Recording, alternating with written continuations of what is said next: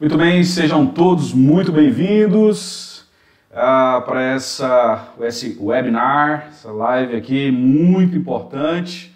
Quero dar as boas-vindas ao doutor Paulo Henrique. Seja muito bem-vindo, meu irmão.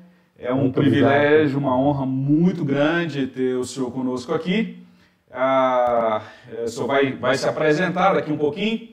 Eu só queria pedir que você que está nos assistindo compartilhasse esse webinar, essa live, tanto no YouTube quanto no Facebook, né? Com certeza esse é uma questão assim muito importante, né, para todo mundo. Então é importantíssimo ter esse compartilhamento, com certeza.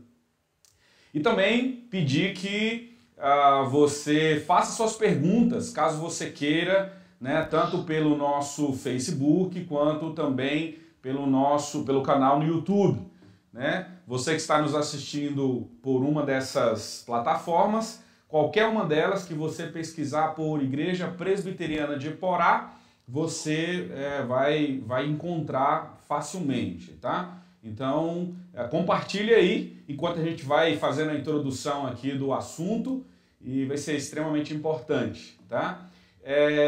Essa live, esse webinar já era um desejo nosso há bastante tempo. Nós já tínhamos conversado com o doutor para poder fazer isso há mais ou menos um mês atrás, mas não houve possibilidades de agenda nossa e de algumas questões. E agora aprove a Deus que Ele nos deu essa graça de estarmos juntos, né? Que coisa boa. Então, a gente fica muito feliz. Doutor Paulo, muito obrigado pela honra da sua presença. Eu queria que depois o senhor se apresentasse, né? Falasse um pouquinho aí sobre o senhor, para depois a gente fazer as introduções sobre esse assunto tão importante, tá? Seja muito bem-vindo a esse momento de compartilhamento aqui. Obrigado. Agradeço o convite, agradeço sim, porque da outra vez, na verdade, foi mais por analfabetismo tecnológico meu mesmo, sabe? Então foi culpa minha. Mas a gente... o tempo de Deus é sempre oportuno, então Verdade. não era aquele momento, era hoje, né? Verdade. Fala sobre o senhor aí, sobre a sua especialidade, sua vida religiosa. Certo. Meu nome é Paulo Henrique, eu sou médico, psiquiatra, formado pela Universidade Federal de Goiás, com 15 anos já de caminhada na medicina, casado com a Suelen, com 2 filhos, Henrique, Marcela, cristão, desde o berço, tive esse privilégio. Amém. Presbiteriano, sirvo como presbítero e professor da escola dominical na Igreja Presbiteriana Jaó, aqui em Goiânia, lá há 10 anos já. Coisa boa. Isso é maravilha mesmo, né? A gente poder participar desse momento com um médico e especialista nessa área é muito importante, né? E eu só queria fazer algumas introduções aqui para poder levantar a situação, né?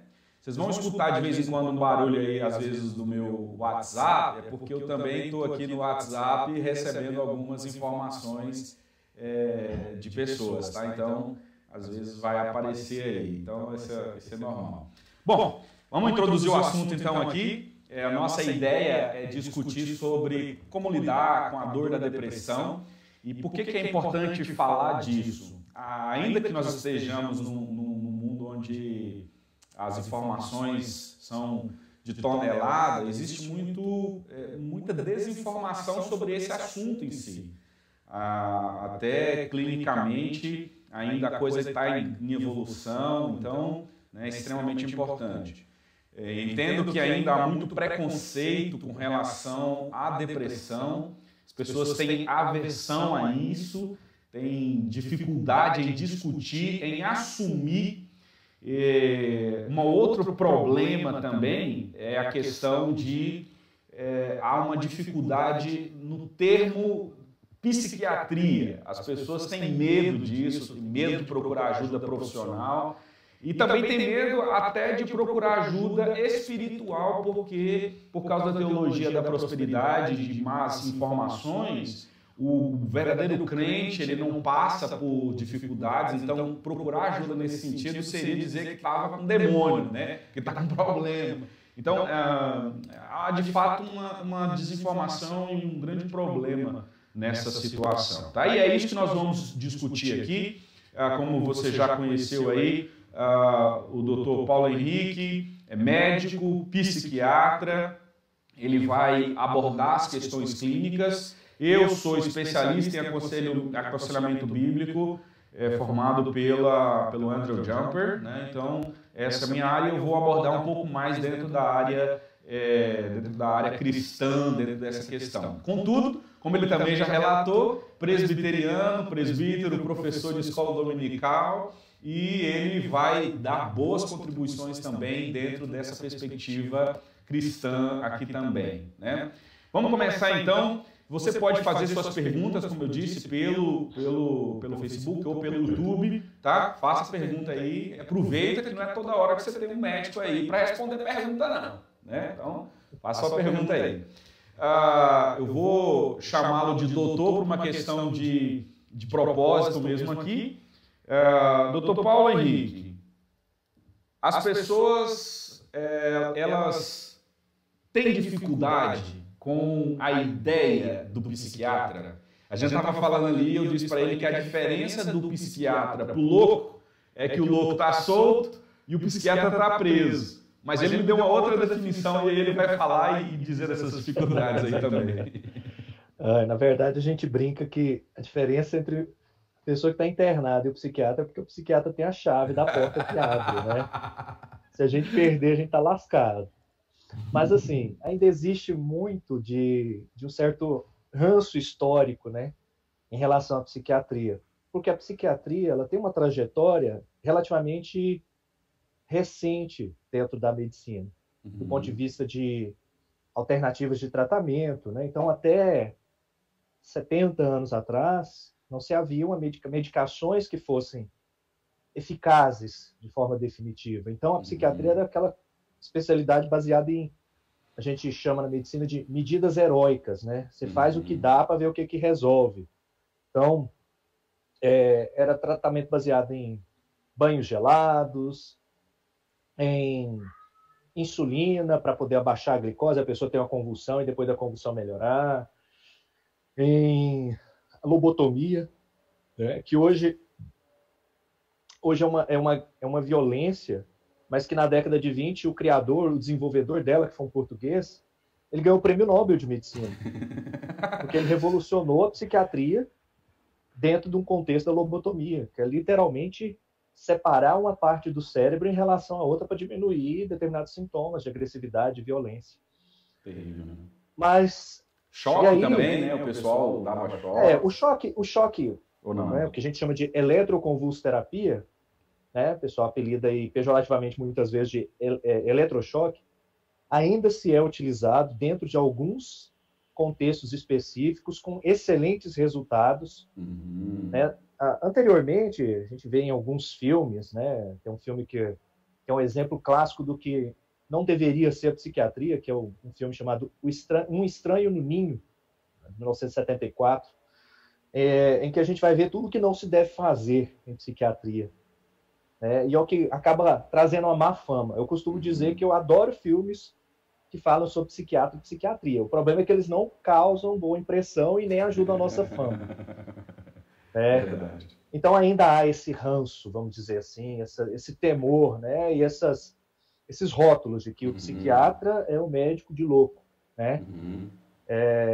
Brinco que é mais fácil o psiquiatra ser o louco no consultório do que o paciente. Mas a ideia é desmistificar e destruir, demolir barreiras no sentido de que as pessoas compreendam, como a gente conversava antes. Se você tem uma dor no peito, você vai procurar um cardiologista ou um pneumologista. Se você está com uma dor na urina, você vai procurar um urologista, um nefro. Uma dor na perna, um ortopedista, um neuro ou um vascular. Mas e as dores emocionais? O psiquiatra é o especialista nesse tipo. Porque a gente, às vezes, olha tanto para o corpo e esquece que o corpo nós ainda temos os intangíveis do corpo, né? Que é a mente e o espírito, né? Muito bom.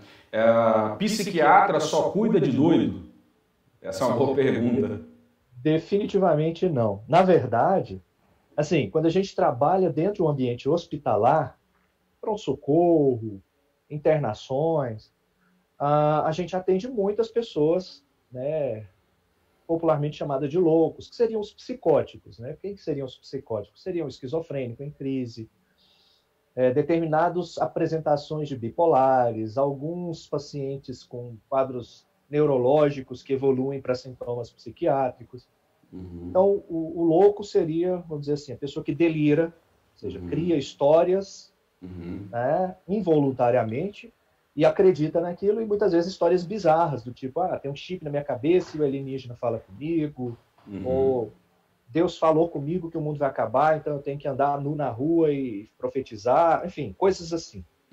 Mas no dia a dia da psiquiatria, se você for num ambulatório de um psiquiatra no dia a dia, você vai encontrar casos, sobretudo, de estresse, ansiedade, depressão, ansiedades, né? Diversas manifestações, dependência química, autismo, é o dia a dia da psiquiatria, na verdade. Então, muito bem. Só de doido vive o psiquiatra, até porque isso é exceção. Olha só.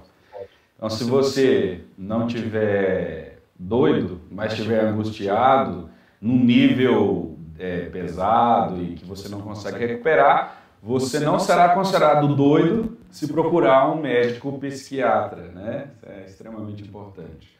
Muito bem, tendo feito essas introduções aí, nós temos um roteiro a seguir, do qual vai passar pela perspectiva das definições, causas, e depois trazer respostas para você que talvez está convivendo com alguém depressivo e também para você que está em depressão, dando algumas orientações para você lidar com essa dor, tá? Vamos começar então na perspectiva das definições, definindo o que é depressão. Sei que é um assunto assim muito amplo, mas definindo depressões, sintomas, os níveis de depressão, né?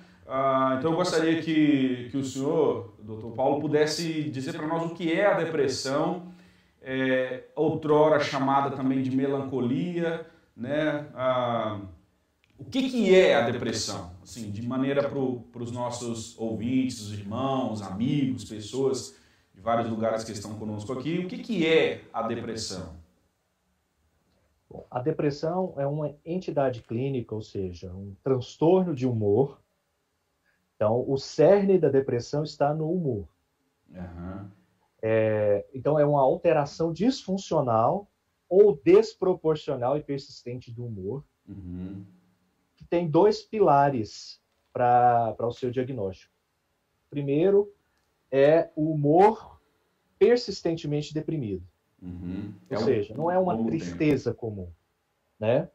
Então, tristeza eu posso sentir uma vez que eu recebo uma notícia ruim, que meu carro é roubado, que eu perco o trabalho, enfim.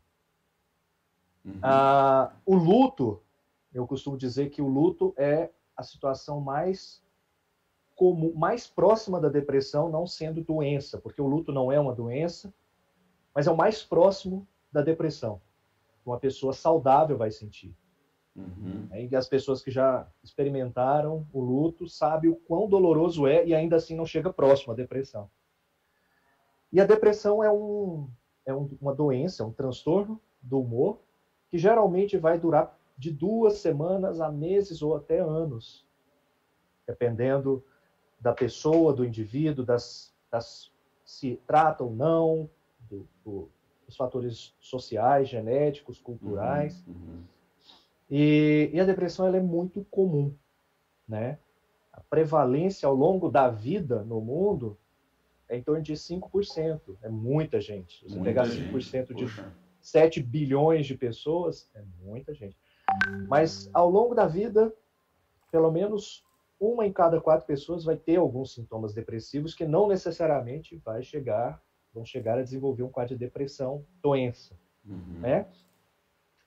E como eu disse, os pilares são humor crônica e persistentemente deprimido, pelo menos de 2 semanas de evolução, ou, na verdade, né? Humor deprimido e ou anedonia. O que seria anedonia?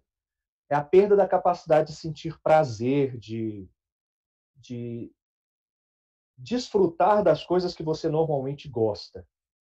Então, eu sempre gostei de ir à igreja, de visitar os amigos, de ler a Bíblia, agora não vejo graça, eu não sinto prazer, eu não tenho iniciativa. Então, muitas vezes a depressão vai se manifestar só com um dos 2 sintomas ou com os 2 sintomas. Os outros sintomas, eles são satélites, eles surgem em consequência a pelo menos um desses 2. Então, é uma doença que pode ter evolução crônica, e como eu disse, às vezes ela pode ser precipitada por algum evento da vida, uma perda, né, um divórcio, uma morte. Só que a duração e a proporção do sentimento, ele não bate. Então, ele vai durar muito mais do que deveria, né? É o luto, por exemplo, que tem um período que varia de pessoa a pessoa, mas que de repente em uma pessoa ele é muito mais intenso, ele começa a interferir na vida, porque o natural do luto é, apesar da dor, a gente voltar à rotina gradualmente. Então, o luto ele pode se tornar uma depressão, uma perda de um emprego pode se tornar depressão. Mas na maior parte das pessoas, a depressão ela não tem um fator identificável. Ela vai surgir e a pessoa não vai conseguir encontrar motivos. E acaba sendo até uma razão para muita culpa, né? Entre nós cristãos, por exemplo, a pessoa pensar que é falta de fé, porque ela não teme a Deus, né? Então, essas coisas que eventualmente ainda surgem na cabeça do deprimido, né? Que são os sintomas, vamos dizer, periféricos da depressão, né? Cansaço, insônia ou excesso de sono, perda de apetite, com perda de peso, eventualmente aumento de apetite, irritabilidade, apatia, fadiga, cansaço, dificuldades com sono, seja para iniciar, manter, sono em excesso, sintomas físicos como dores, né? Então tem uma gama de sintomas, sendo que os 2 que são essencialmente necessários para o diagnóstico, pelo menos um deles é o humor crônica e persistentemente deprimido e desproporcional, quando há uma causa, e a perda de prazer, que a gente chama de anedonia.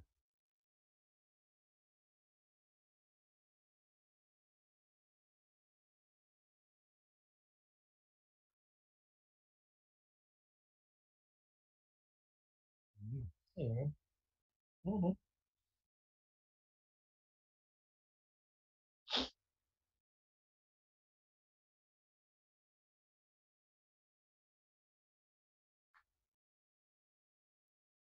É.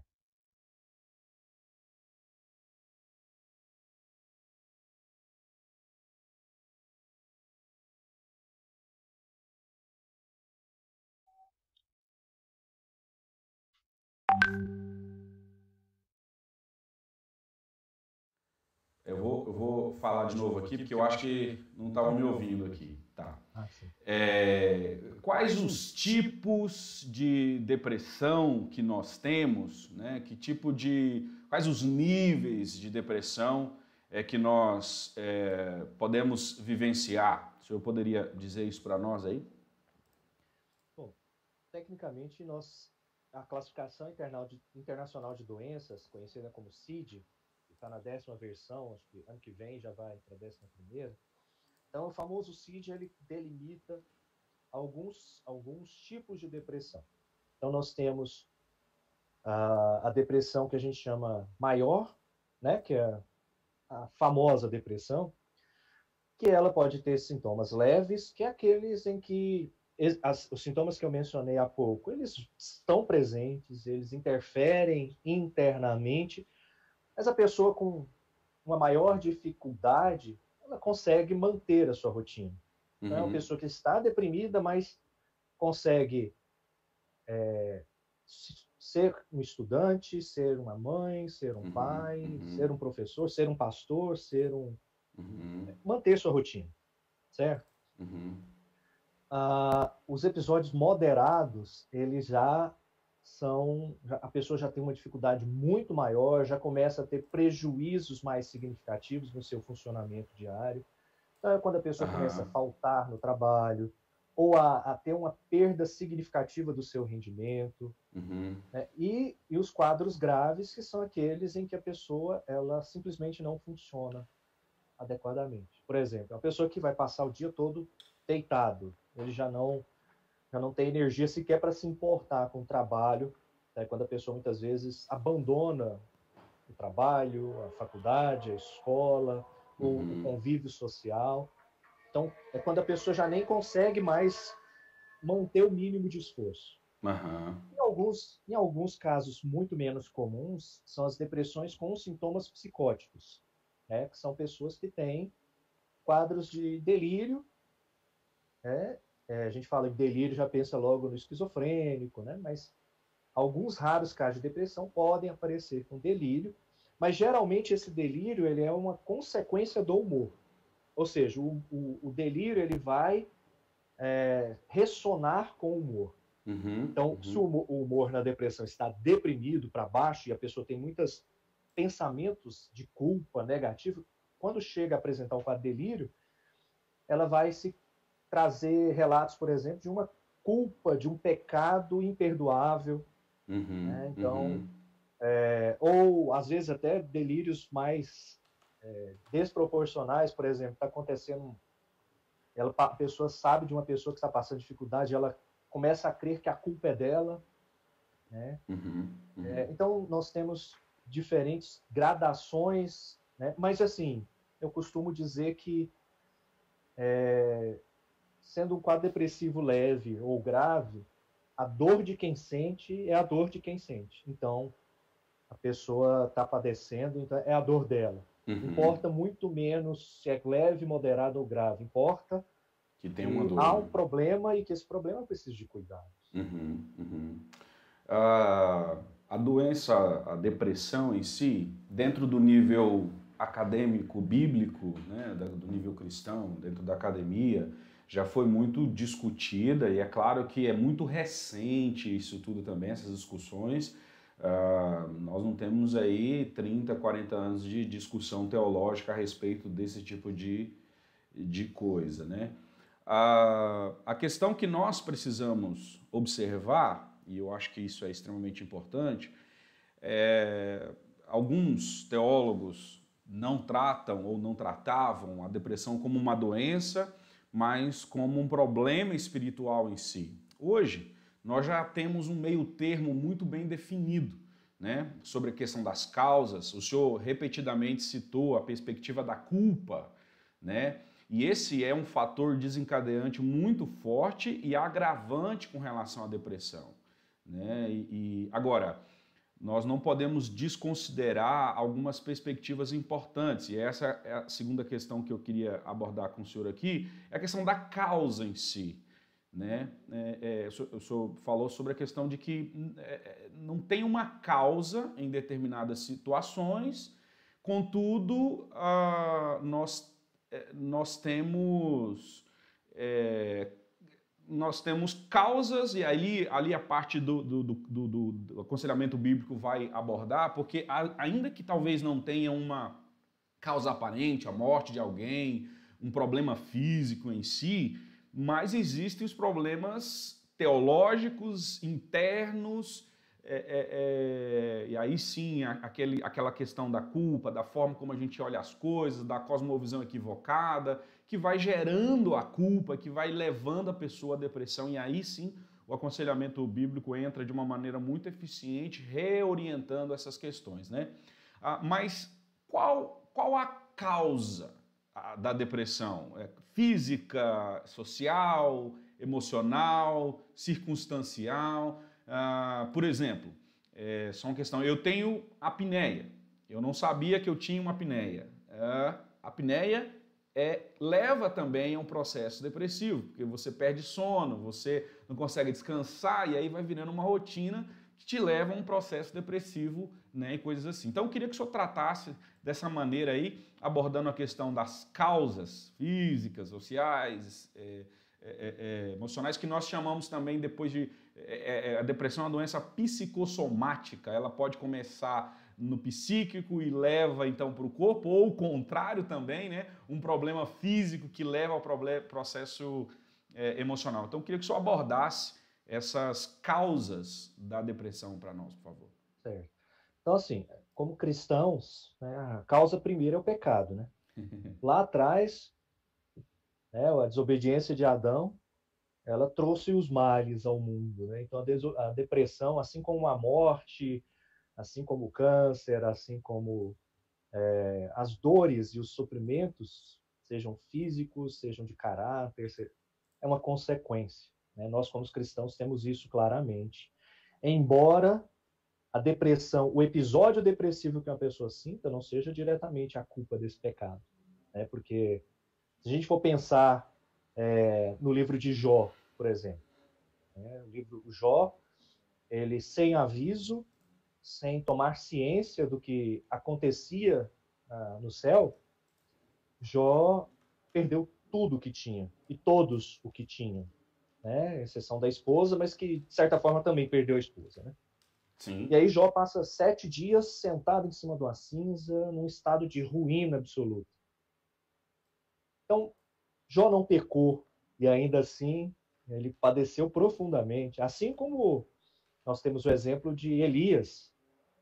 Né? Elias, ele viu a glória do Senhor se manifestar, né, diante dos profetas de Jezebel, de Acabe, e ainda assim, ao ser perseguido, ele se escondeu na caverna, ou seja, se isolou socialmente, ficou com pensamento de ruína, triste, não quis comer, ou seja, ele tinha características depressivas, isso porque foi Elias. E Elias, assim, foi tão ruim, né, que foi premiado com a não morte, né? Então a gente tem que entender que as coisas não são necessariamente consequência do pecado. E a depressão em si, nós falamos em 3 esferas, que são as biológicas, as psicológicas e as ambientais.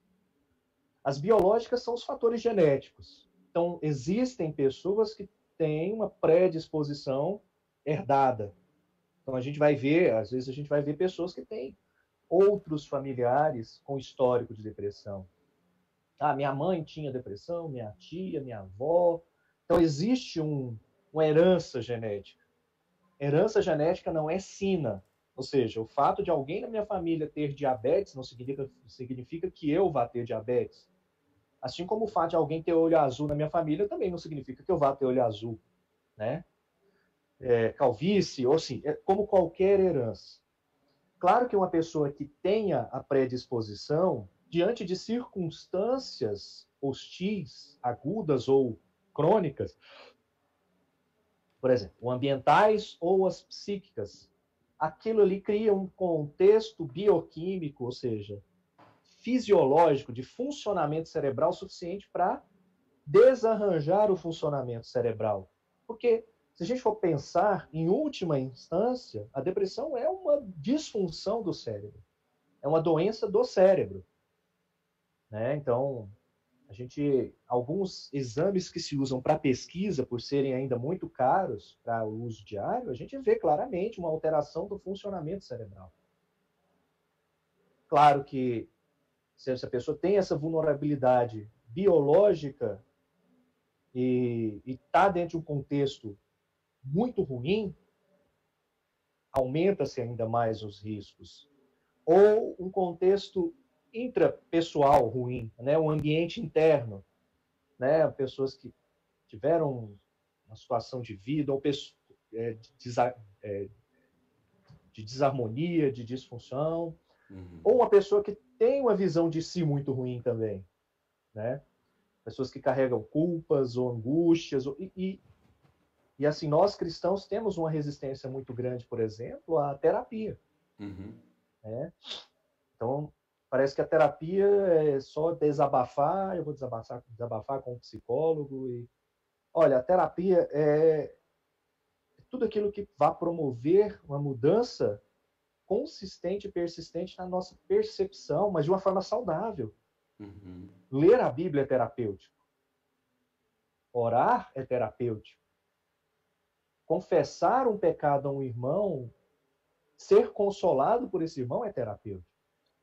Procurar um pastor e se abrir e procurar alternativas é terapêutico, mas às vezes nós vamos precisar de um acompanhamento de alguém que é especificamente preparado para aquilo.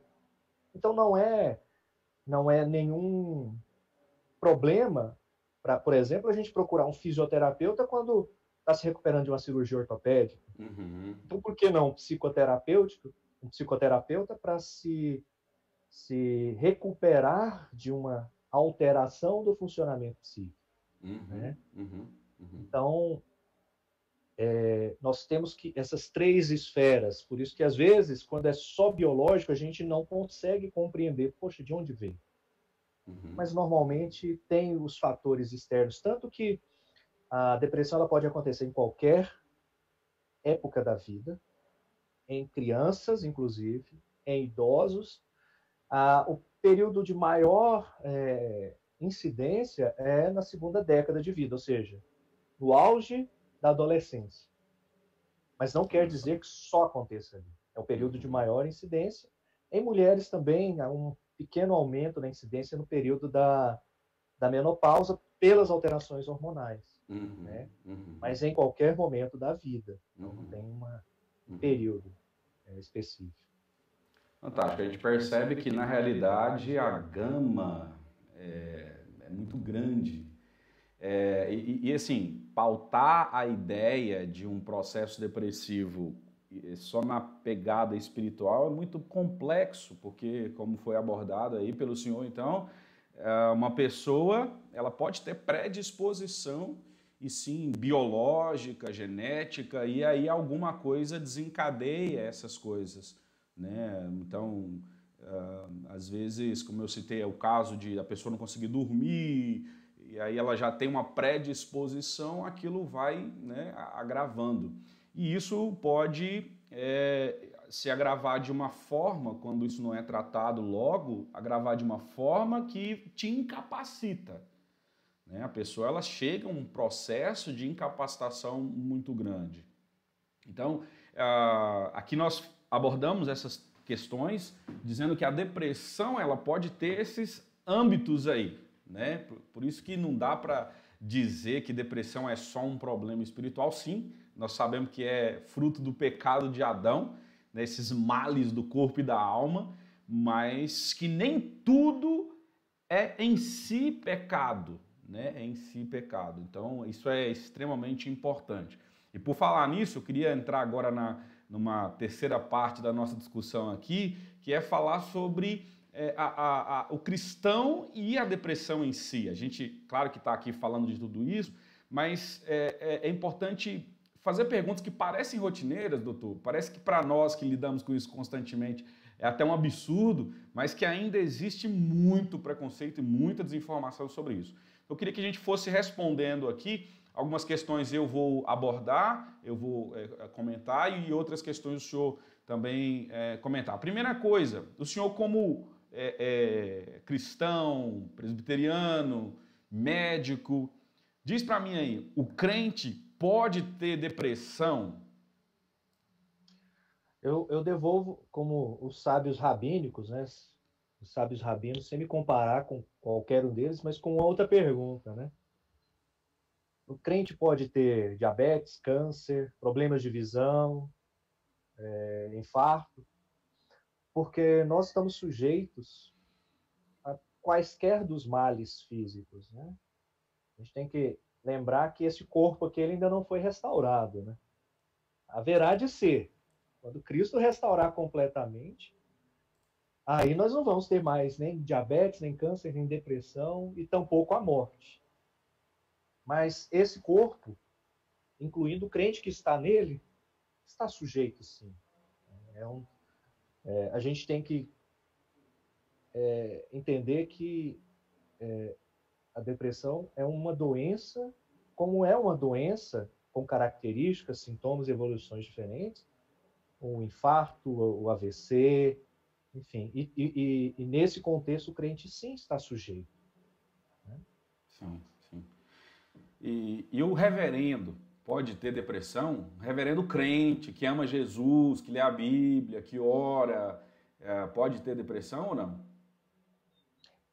Eu vou citar um exemplo, eu sei que eu vou furar um pouquinho a pauta aqui, né? Não, pode. Já, Aqui a gente tá livre, viu? Tá perto. É. Mas eu vou dizer uma coisa, né? O Charles Spurgeon, conhecido como o príncipe dos pregadores, uma pessoa, do ponto de vista do ministério, foi brilhante, foi um irmão exemplar. Charles Spurgeon, ele viveu uma vida em depressão, em um período em que não haviam remédios. Uhum. Então, a busca dele pela cura era uma busca que envolvia clamor, intercessão, períodos de limitação, e ainda assim uma pessoa que foi brilhante. Uhum. Deus usou de forma poderosa. Uhum. Mesmo depois da depressão, né? Assim, Isso, no processo depressivo, né? Antes, durante e depois. Na Exatamente. verdade, Spurgeon teve uma vida com quadros depressivos de forma repetidas, né? Então, pastores, presbíteros, diáconos, presidentes de SAF, todos estamos sujeitos, porque, como eu disse, né?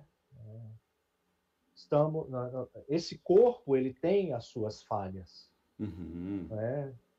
Infelizmente, é uma consequência do mal que o pecado trouxe. Né? E a depressão, ela é um processo que pode acontecer sim. Então, eu atendo eventualmente pastores, né, padres, presbíteros. Então, sim, você vai conversando com essas pessoas, são pessoas de fé.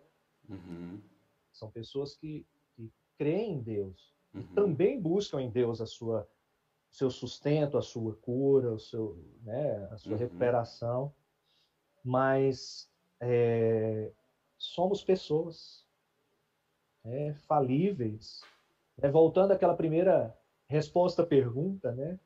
Poxa, então o pastor não pode usar óculos, né, reverendo? Pois é. Tô em pecado então, duplo, irmão. Tudo eu tô em pecado aqui, viu? Tá o negócio vendo? aqui tá feio do meu lado. Assim, então, assim, são mitos como se o cristão com depressão fosse menos cristão ou não tivesse fé. Se a gente aplicasse isso para quem tem hipertensão arterial, por exemplo, pressão alta, nossa, tem um monte de gente caindo da fé. Mas a gente não trata dessa forma, né? E é interessante porque, assim, se o irmão da igreja tem câncer, nós tendemos a fazer o quê? A estar lá orando, a pegar pela mão e ir junto na químio, a visitá-lo, a estar apoiando. E muitas vezes, se essa mesma pessoa tem um quadro depressivo, ela vai ouvir que é falta de fé, falta de serviço, falta de, sei lá, de roupa suja para lavar, falta de vergonha, falta de esforço. Então, são coisas que são tratamentos diferentes, né, para situações igualmente dolorosas. Inclusive, né, eu tenho testemunhos de pessoas que estiveram em tratamento comigo em função de um quadro depressivo e também desenvolveram um quadro de câncer antes, durante ou depois do processo depressivo. E algumas pessoas falaram, inclusive, né, eu preferia ter só o câncer do que ter só a depressão. Poxa, aí a gente entende o tamanho da dor, porque quem já vivenciou na pele ou alguém querido e próximo tratamento de câncer sabe o quão difícil e doloroso é. Agora, você ouvir um testemunho de quem passou pelos dois, chegar a dizer que preferia passar pela quimio novamente do que ter um episódio depressivo de novo, então entende-se a dor, angústia, né? A dor que isso representa. Né? Acho que isso é extremamente esclarecedor. Eu passei por um processo de depressão, né? Em 2016, 2017, no início de 2017, e de fato foi uma bênção para mim poder procurar auxílio, procurar ajuda. Só que, de fato, lidar com essas questões, ainda só arrumar minha câmera aqui, lidar com essas questões no nosso meio cristão ainda é bem complexo, porque muitas pessoas, e talvez até pela própria teologia da prosperidade, acreditam que crentes não passam por dificuldades, não passam por depressão, o que não é realidade. E mais, o senhor citou Spurgeon.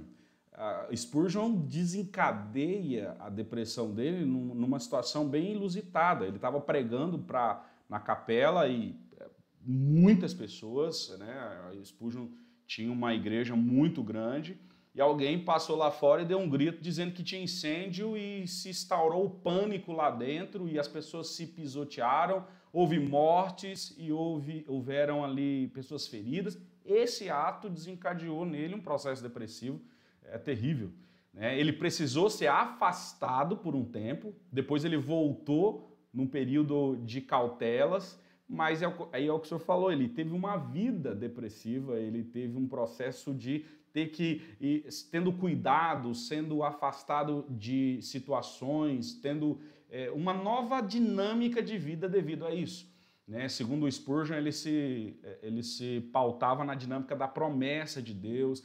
Tinha dias difíceis da vida dele em que ele precisava se apegar às escrituras de maneira terrível, de maneira única, né? Porque é a única esperança que ele tinha. Eu tenho certeza que se houvesse um tratamento psíquico naquele momento ali, Spurgeon com certeza seria adepto disso, porque ele entendia a angústia, a dor desse processo depressivo, né? Então, cristãos, sim, passam por um processo depressivo, né?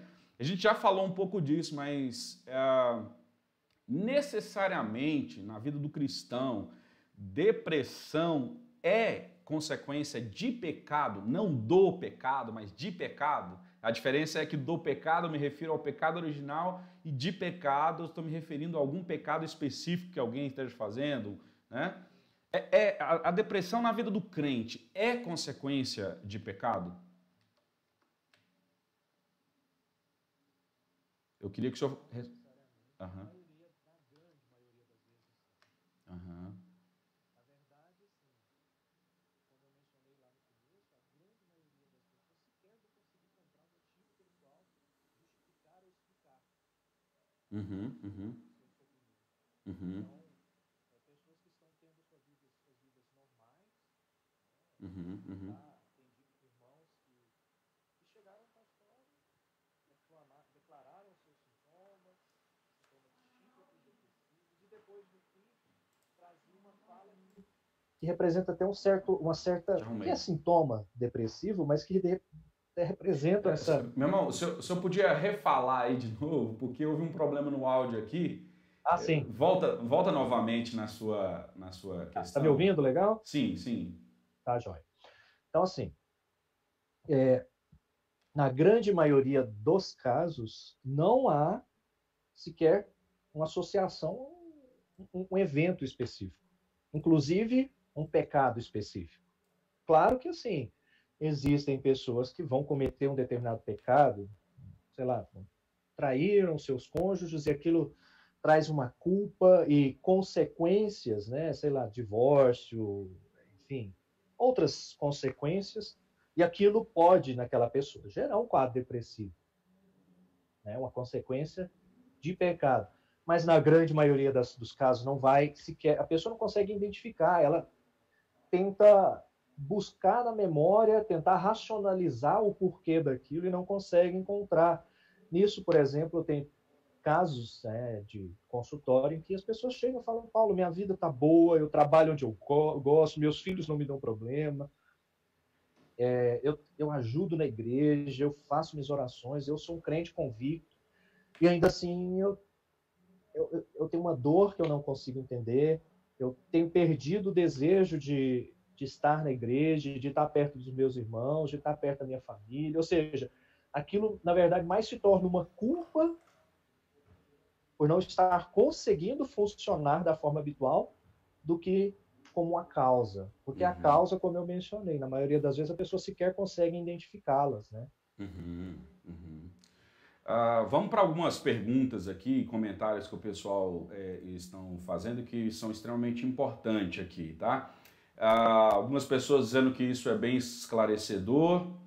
A Cleia aqui falou que ela teve o luto com essa depressão aos 11 anos.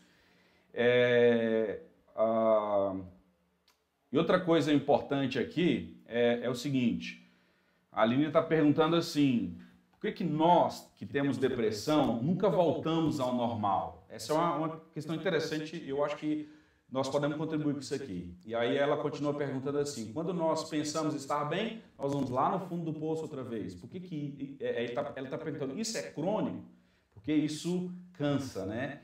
E a Márcia Ristov está mandando um abraço para o senhor, né? Um abraço, Márcia. Mandando um abraço aí para o senhor. Bom, vamos então fazer o seguinte, vamos para essa pergunta aqui da Aline, que eu vejo que é extremamente importante. Depressão, a pessoa ela, nunca mais ela vai voltar ao normal? Essa é uma pergunta bem interessante. Não, na verdade, na maioria das vezes, a depressão é um episódio com recuperação completa.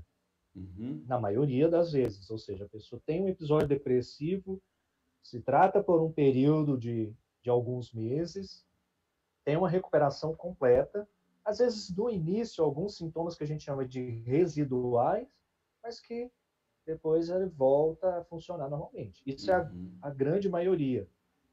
Uma minoria das pessoas vão ter sintomas, melhora do quadro, com alguns sintomas residuais que duram às vezes por anos, mas que não interferem tanto. Sintomas, quando eu menciono sintomas residuais, eu quero dizer, por exemplo, apesar de já não mais haver depressão, ter alguma dificuldade em conciliar o sono de forma adequada, algumas dificuldades, por exemplo, na memória, né? Mas a minoria das pessoas, né, graças a Deus por isso, porque a minoria é o que torna menos doloroso para a grande parte das pessoas, existe, infelizmente, o que a gente chama de episódios recorrentes, né? São pessoas que, eventualmente, vão ter mais de um episódio depressivo ao longo da vida. Então, passei 1 ano em depressão, melhorei daqui 5 anos, 3 anos, 1 ano, 10 anos novamente, depois... A questão maior é, uma vez identificado que há um quadro depressivo recorrente, o tratamento ele tem que ser reavaliado, não só para minimizar e evitar as recorrências, como também para prevenir essas recorrências. Porque assim, se uma pessoa já teve 2 ou 3 ou 4 episódios, a probabilidade dele ter mais um é muito maior daquele que só teve um episódio. Então, sabendo disso, eu tenho que olhar com cuidado não só para o quadro atual, mas já tendo em vista essa maior probabilidade. Porque o propósito é, mesmo naqueles casos que são recorrentes ou eventualmente crônicos, e aí a gente tem que separar. O recorrente é aquele que tem um episódio, tem uma melhora, depois de algum tempo volta. O crônico é aquele que tem um episódio que dura por muito tempo. Então, até repensar o diagnóstico. Se esse é um quadro depressivo de fato, ou se é um quadro até eventualmente bipolar, que só apresenta os sintomas depressivos. E o tratamento, às vezes, faz toda a diferença a partir dessa percepção diagnóstica. Muito interessante, então, da minha participação aqui, eu entendo que é possível voltar ao normal. Agora, em muitos casos, isso não vai acontecer em 1 ano ou 2, às vezes até uma dinâmica mais efetiva.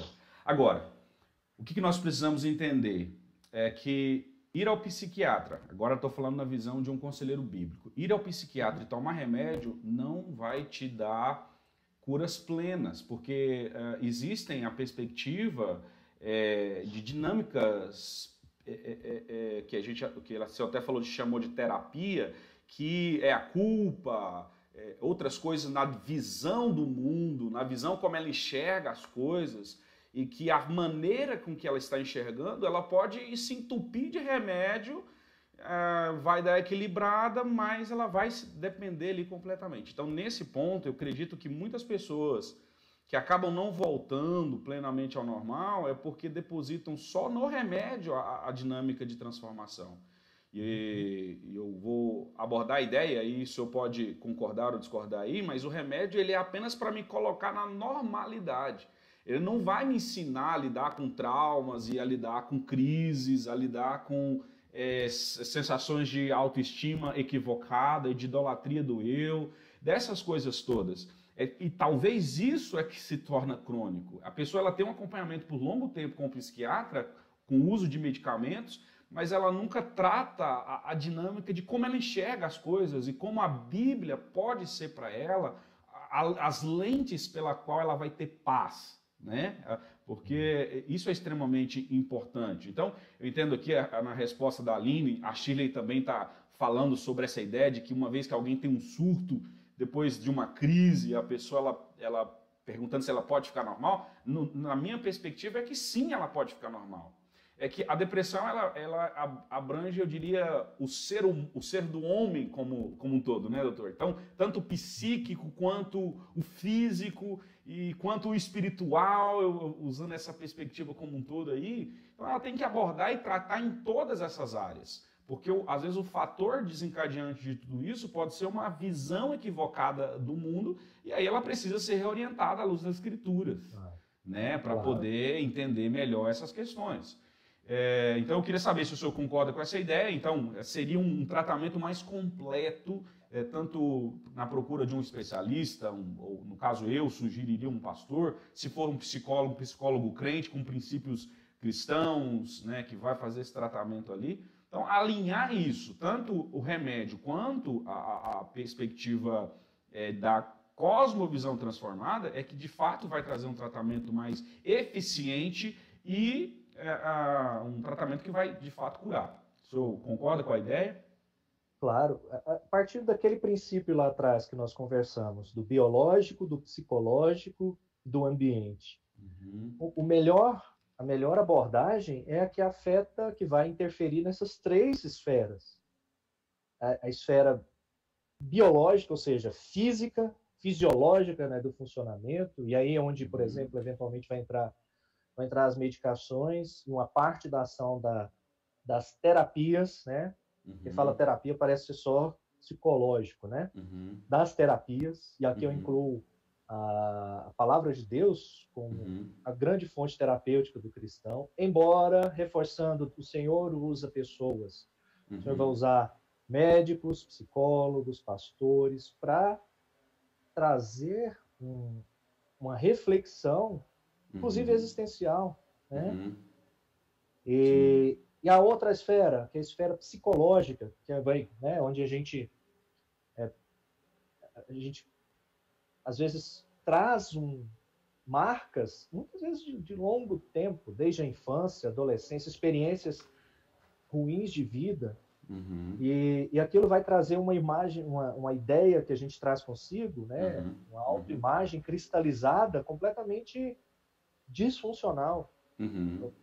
É o que eu chamo de autoconceito, né? O autoconceito é quem eu sou, na verdade quem eu acho que eu sou, porque muitas vezes a gente tem uma percepção de si muito deturpada, que às vezes os outros não veem, mas a gente vê e acredita naquilo e sofre por se ver daquela forma, e aquilo é um terreno propício, inclusive, para o surgimento de doenças psíquicas e físicas também.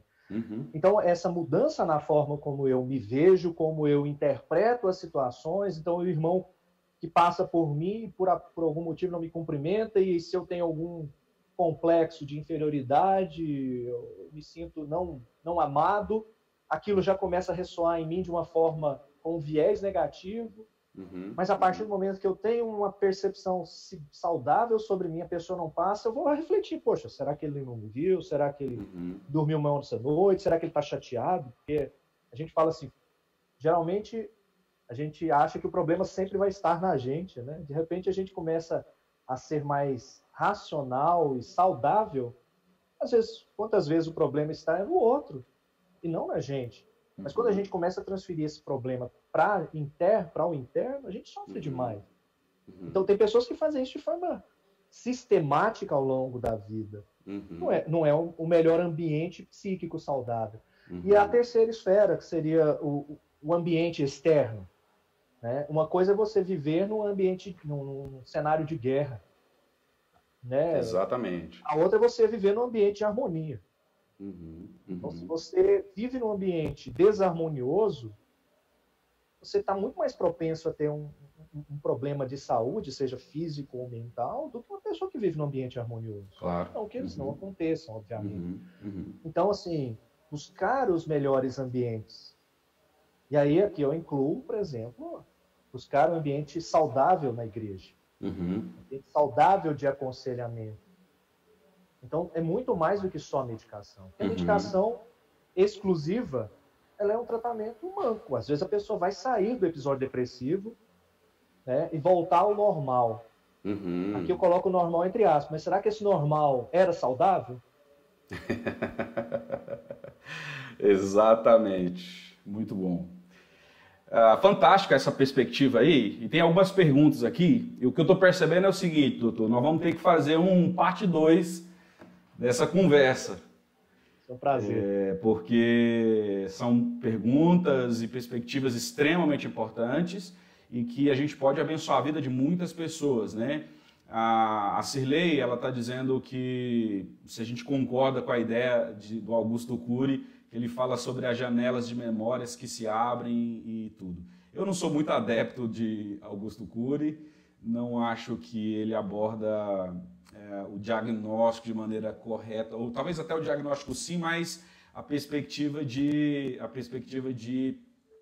tratamento. Eu prefiro a visão mais reformada, que trabalha a idolatria do eu, a cosmovisão da soberania de Deus, como a gente pode ajudar, né, ajudar a realinhar toda coisa.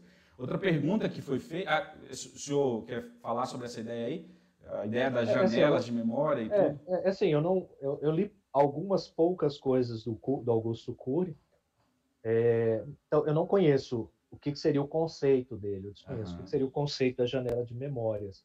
Imagino eu, que é um achismo, né, baseado no termo, seja muito mais aquilo que minha formação em psicologia cognitiva, então seriam as crenças rígidas e bem arraigadas que a gente carrega ao longo da vida, que são, vamos dizer assim, a gente às vezes vai viver na forma de trazendo inconscientemente, inclusive, lemas que vão refletir essas crenças disfuncionais sobre si mesmo. Por exemplo, vou exemplificar vamos pensar uma pessoa que tem uma crença de não estima, ou seja, ninguém gosta de mim. Eu não sou, entre aspas aqui, gostável. Essa pessoa, ela vai muitas vezes falar, eu não tenho nada que... Ela acredita naquilo. Às vezes ela não verbaliza dessa forma, ou ela nem se dá conta plenamente, de forma consciente disso, mas muitas vezes ela passa a crer que não tem qualidades para que os outros gostem dela, ou a desejem, ou queiram estar com ela.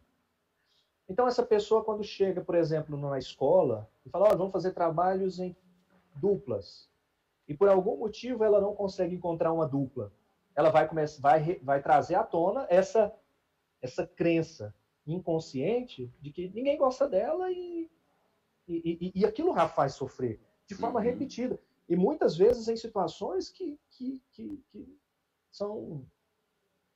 acontecem assim, coincidências, por exemplo. Então, a forma como a pessoa se enxerga e a partir daí como ela enxerga o mundo, ou seja, o que está fora dela,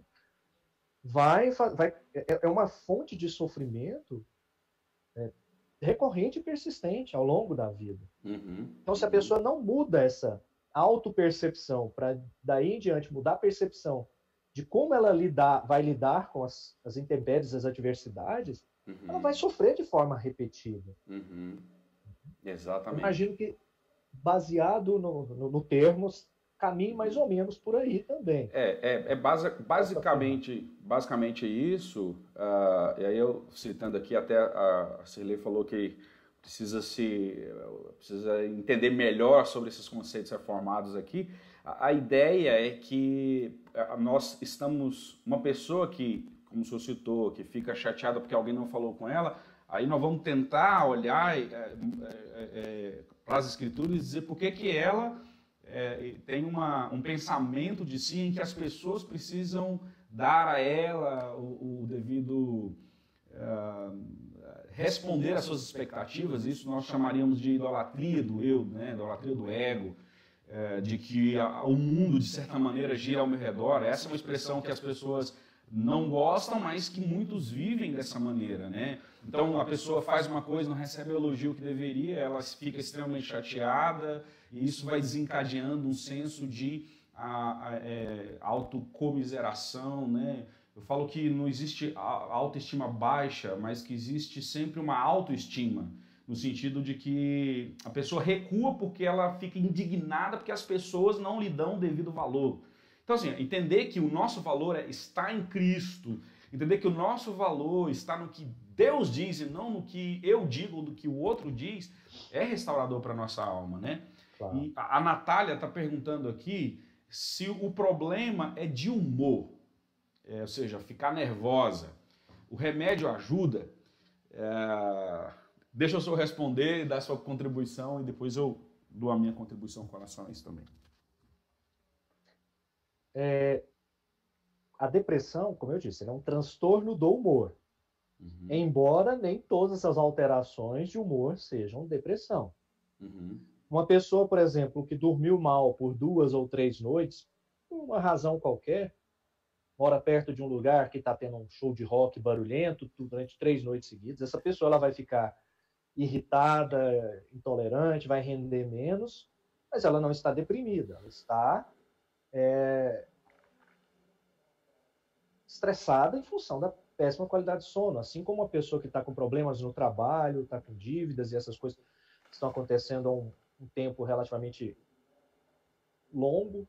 Uhum. Quando eu digo longo, assim, 2, 3 semanas, 1 mês, 2 meses, 3 meses, enfim, isso vai alterar o humor. A pessoa vai ficar menos tolerante, menos paciente, mais explosiva. Uhum. E existem alterações de humor que não necessariamente depressivas, que a gente vê muito em pessoas com alguns transtornos de personalidade, são pessoas que têm uma instabilidade emocional, ou seja, uma dificuldade em lidar com frustrações, e aí quando eu digo dificuldade, reações extremamente desproporcionais. Uhum, né? Uhum. Mas, então, alterações de humor, eles são sintomas, eles não são diagnóstico. É como a febre. Uma pessoa que tem febre, ela vai falar, então quer dizer que se eu tiver febre eu tenho pneumonia. Não. A febre pode ser um indício de pneumonia, assim como pode ser um indício de sinusite ou de uma infecção óssea. Então a gente tem que encarar a alteração de humor como um sintoma.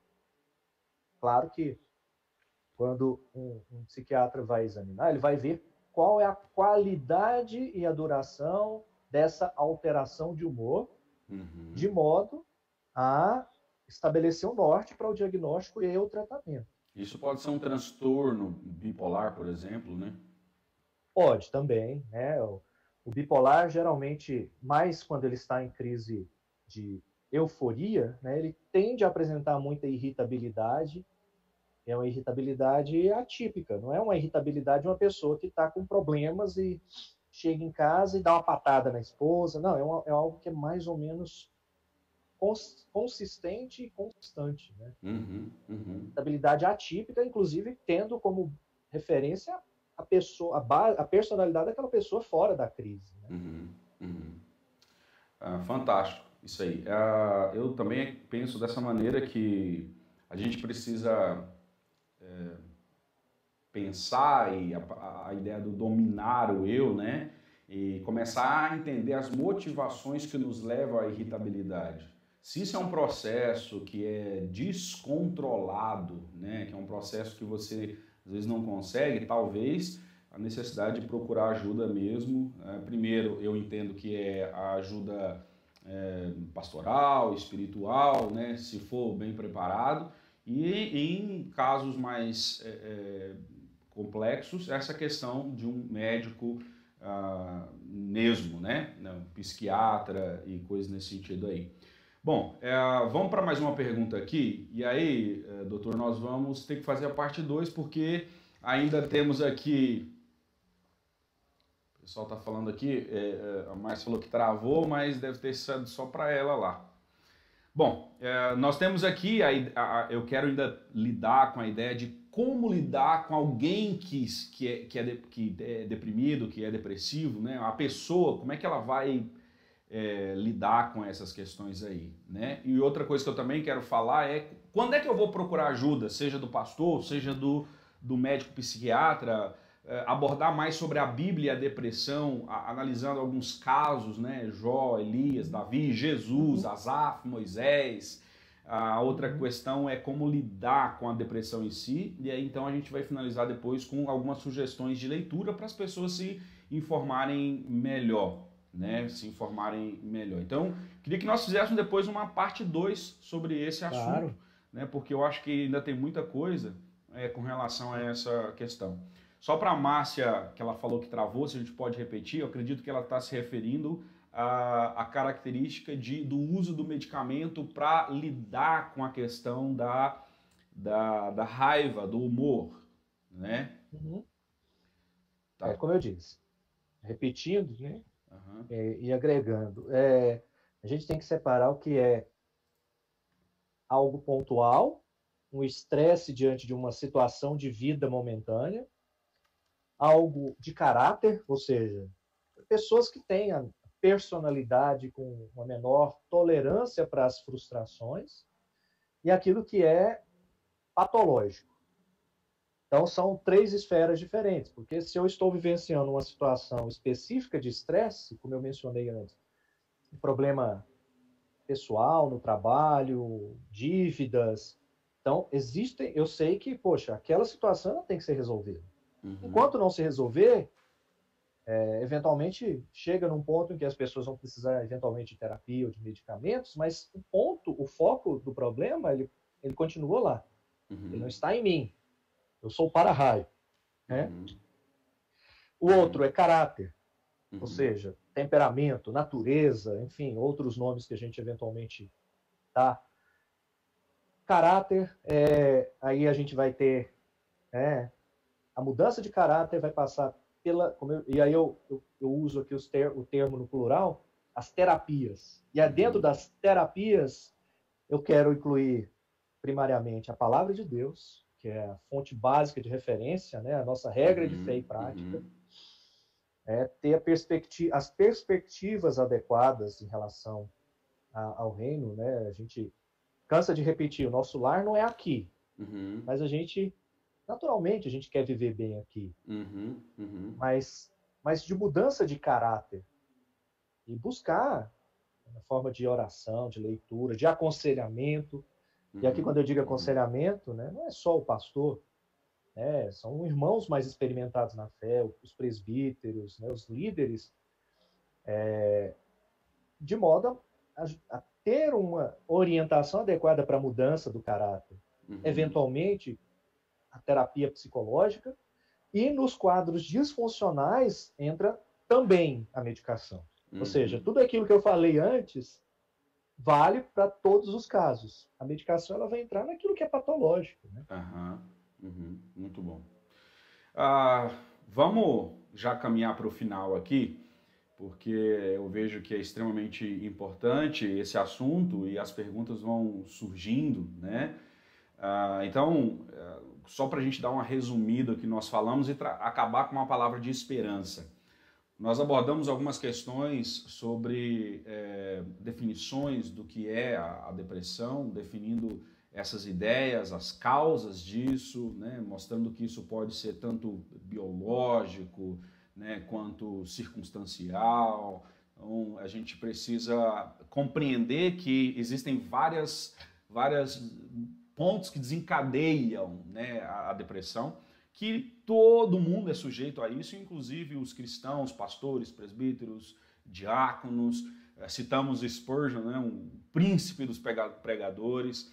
Abordamos a ideia de que a medicação ela é extremamente importante, mas que ela em si não vai recuperar plenamente uma pessoa, mas que ela precisa, junto com a medicação, e a medicação bem colocada, ela vai colocar a pessoa na normalidade para que ela então aprenda a lidar com suas dificuldades à luz da palavra de Deus, que é quem de fato vai vai curar plenamente a nossa vida. E aí a gente termina dizendo que, de fato, há cura para a depressão.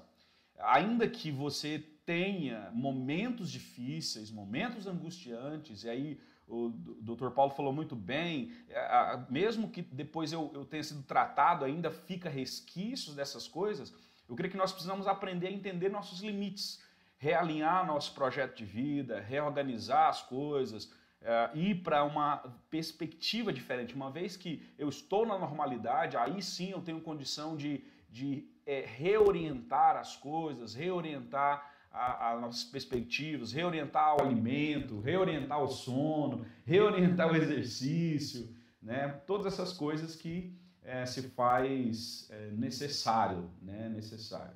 A Kátia está perguntando aqui como lidar com uma pessoa depressiva. Nós vamos abordar isso numa parte 2, porque é muita coisa. Gasta tempo, né? Gasta Senão a gente tempo. vai ser superficial e leviano aqui. Exatamente. Então, mas fica o convite para que ela assista essa parte 2. Parte 2, se Deus quiser, domingo que vem, né, doutor? Dá para Deus quiser, aí? Então, domingo que vem, parte 2, a gente vai continuar essa abordagem aqui, tá? Eu queria que o senhor fizesse essas considerações finais. Eu vou dar aqui algumas orientações e sugestões de livros para finalizar. E o senhor também, se quiser dar aí sugestões de livros também, pode fazê-lo. Eu só queria agora ser mais irmão do que médico, né? Eu acho que a gente tem que trazer, como diz Jeremias, à memória aquilo que nos traz esperança. E as misericórdias do Senhor são a causa de não sermos consumidos dia após dia. Lembrando também que Paulo, lá em Romanos, vai dizer que todas as coisas cooperam para o bem daqueles que amam a Deus, daqueles que são chamados segundo o seu propósito. A gente se esquece desse último trecho, né?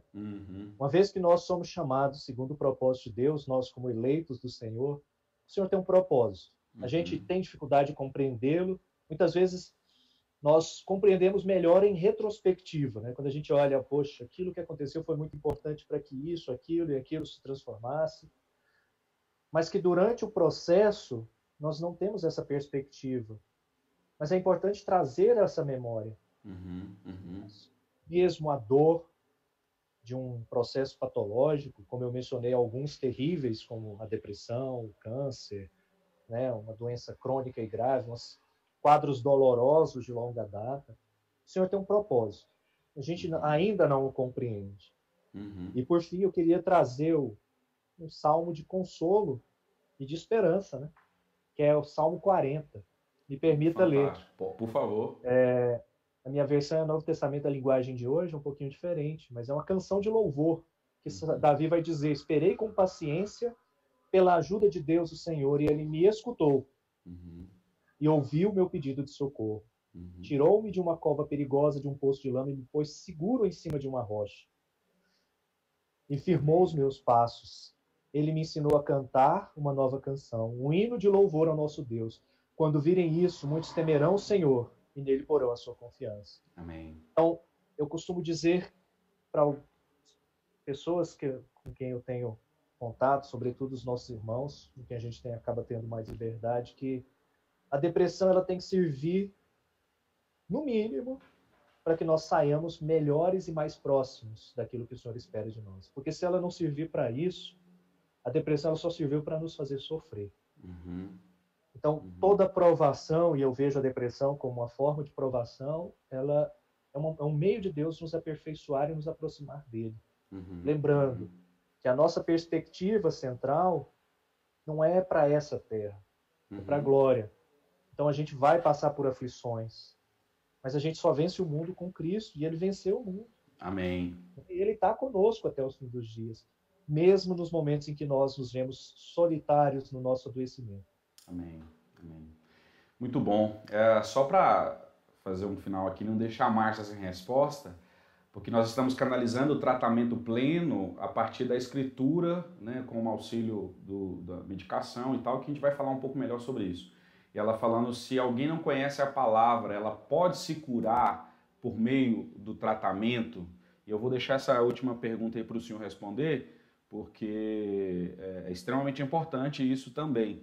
Né? Eu acho que ainda que nós estejamos falando desse tratamento pleno, a pessoa tendo plenas condições. É possível. Como cristão, o tratamento pleno, para mim, sempre vai incluir o nosso espírito, nossa alma.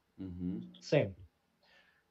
Mas, assim, entre medicamentos e terapia, é possível, sim, a pessoa estar bem, do ponto de vista de voltar às suas atividades, melhorar em relação aos sintomas. Mas fica o convite para aqueles que não conhecem o poder transformador, consolador da palavra de Deus, que leia, sabe? Leia João. Começa ali por João. Você vai compreender que o amor de Deus é transformador. E quando a gente transforma a nossa perspectiva em relação à nossa existência, todas as outras coisas vão ser transformadas. Mesmo em dor, a gente pode ser completo. Mesmo em dor. Mas sem a presença da palavra de Deus, a gente pode, do ponto de vista humano, material, né, estar bem, sim. Mas a gente só vai ser completo com Cristo. Amém. Eu queria só fazer uma indicação do livro, Sim. aqui. Né? Sim. Esse livro aqui, eu indico para todos, né? É um livro muito didático, escrito por 2 terapeutas, um deles, inclusive, foi um professor meu, no meu processo de especialização. E é muito bacana esse livro. Ajuda muito nesse processo de compreender a forma como os nossos pensamentos, as nossas ideias arraigadas, elas acabam influenciando como a gente lida com as situações difíceis e com o nosso sofrimento. Tá? A mente vencendo o humor. Né? Então, essa é a 2ª edição dele.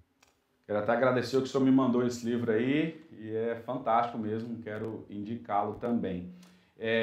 Para mim, a indicação, eu vou deixar algumas indicações, umas hoje, outras depois. Eu quero chamar você, eu separei meu livro aqui, mas eu não achei, separei e sumi. Chama um livro Aconselhamento a partir da Cruz, da Vida Nova, da Elise Fitzpatrick, da edição Vida Nova. Fantástico esse livro e assim, traz uma visão muito boa sobre a dinâmica do aconselhamento, sobre as nossas crises, sobre o ego, sobre essa culpa e tudo isso. Ego Transformado, do Tim Keller, da Vida Nova também, fantástico para fantástico para poder realinhar os nossos corações. E quero dar na verdade aqui tem umas 10 indicações, eu vou citar só algumas, né? Ídolos do Coração, da Elise Fitzpatrick também, e é fantástico, né? E é fantástico. Só para finalizar, eu quero agradecer demais esse daí, exatamente, esse livro aí, fantástico, né? Ótimo, fantástico, excelente. esse livro aí. Eu quero agradecer ao senhor, Dr. Paulo, irmão em Cristo, que esteve conosco aqui, compartilhando. Se Deus nos permitir, teremos uma 2ª parte. O Adeilton aqui está perguntando, afirmando, né? A depressão está também presente nos jovens. Isso nós falamos lá atrás, né? Que a evidência de que isso se dá já na 2ª década de vida, né? Então, adolescentes e assim têm sofrido com isso. Eu quero agradecer muito. Estou muito honrado e, como o senhor falou no início, né, já era uma expectativa nossa, nós estávamos já trabalhando essa ideia e não foi possível anteriormente, mas agora foi possível. Espero que de fato tenha sido bênção na vida das pessoas que nos ouviram. Nós vamos divulgar mais agora para essa 2ª parte, já divulgando aqui esse momento, e para mim foi muito abençoador. O Dr. Paulo é meu psiquiatra, é uma pessoa que tem me acompanhado aí. Eu tinha bastante resistência com relação a isso, até travar as 4 patas, aí não deu, tive que procurar ajuda. Quando o parafuso solta, a gente tem que apertar, né? Comecei a ficar doido, eu falei, tá na hora de procurar ajuda. Por isso que eu vou te falar tudo. Se serve de consolo, de perto ninguém é normal. Verdade. Por isso que alguns vêm de longe. Verdade, pastor não é certo. Imagina, Obrigado. Presbítero, professor de escola dominical e psiquiatra. Pensa. Meu Deus do céu, é louco. Se é normal. Muito obrigado, viu, meu irmão? Eu queria que você desse as suas considerações finais E convidasse a nossa galera também para participar semana que vem, se Deus nos der vida e graça. Amém. Foi um prazer muito grande. Eu estou vendo aqui nas perguntas aqui uma turma querida, conhecida, né? Até minha esposa deu as caras aqui, olha que coisa boa. Rapaz. Então, alguém tem que fiscalizar se eu estou falando besteira, né? Então, mas foi um grande prazer, eu estou à disposição. Eu acho que quanto mais nós desmistificamos determinadas ideias e concepções, mais a gente pode minimizar a dor, o sofrimento e a solidão dos outros. Principalmente irmãos que estão ao nosso lado, padecendo, e às vezes tolhidos, inclusive, da liberdade de compartilhar com a gente da sua dor, pelo medo de ser recriminado, discriminado, isolado. Lembrando que a palavra de Deus, Jesus, antes de qualquer coisa, ele acolhia, né? Exato.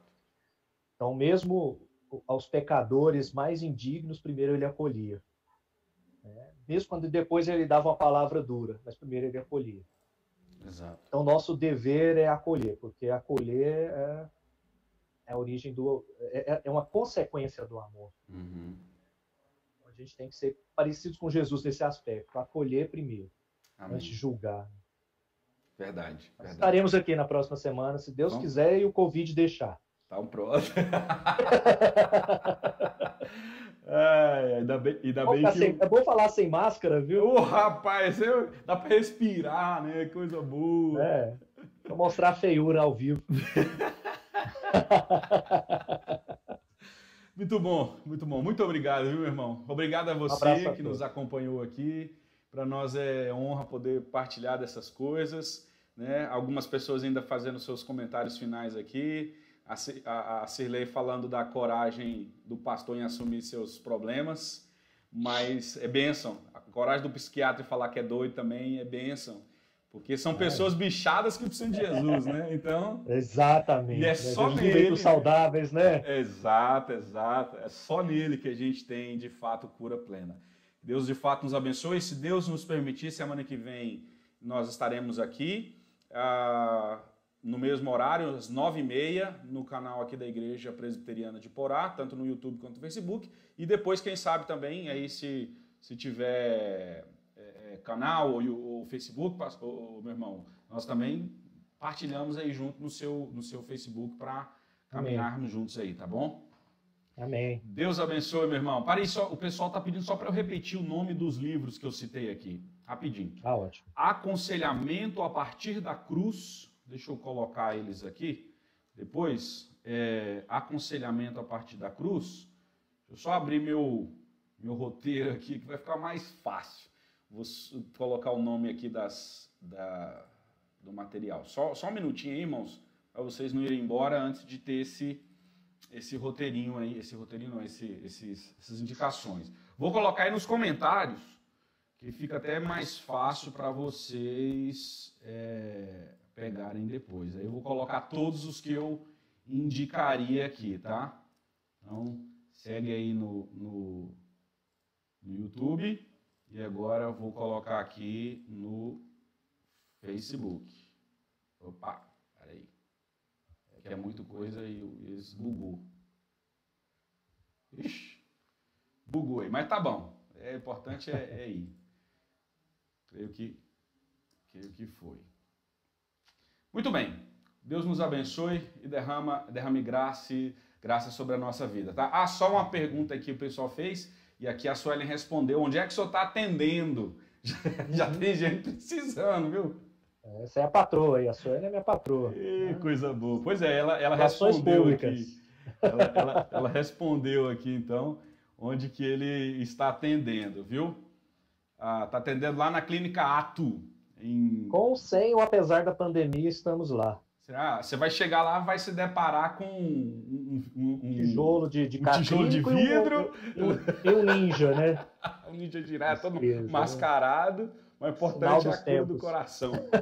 Amém. A máscara não cobre o coração, não, viu? Não. Muito bem. Deus abençoe, meu irmão. Deus abençoe a todos Amém. que estão conosco aqui, tá? Se Deus quiser, semana que vem nós estamos de volta. Até as próximas, se Deus abençoe. Amém, amém. Um abraço. Abraço.